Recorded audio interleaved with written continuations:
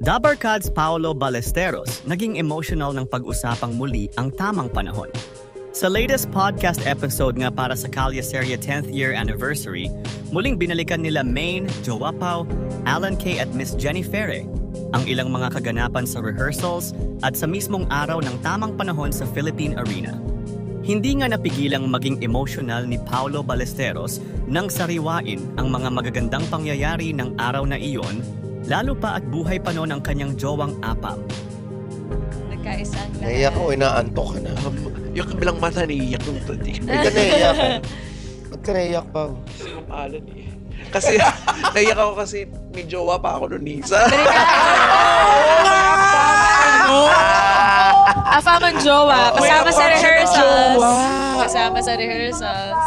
Yes. Oo. Na, shoutout mo naman. Siya.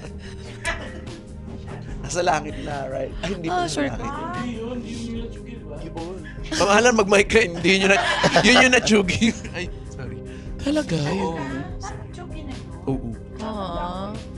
Nandun siya nun. Andun siya. May flowers pa nga eh. Yes. Ay, naiyak siya lalo. Babae ka nun. Ikaw pala yung aldap talaga dun sa tamang panahon. So alam niyo na bakit ako naiiyak. Rich Pao. Inspiration na nag-glass yung roses.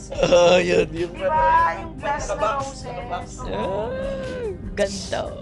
Nakita kayo Paolo, naigit tayo. Ganda mo ba? Kung may ano, ang gusto mo sabihin sa kanya. American. Ano gusto mo sabihin sa kanya kung... Stay Kunyari, there. andito siya. Stay there. Stay there. Shout out.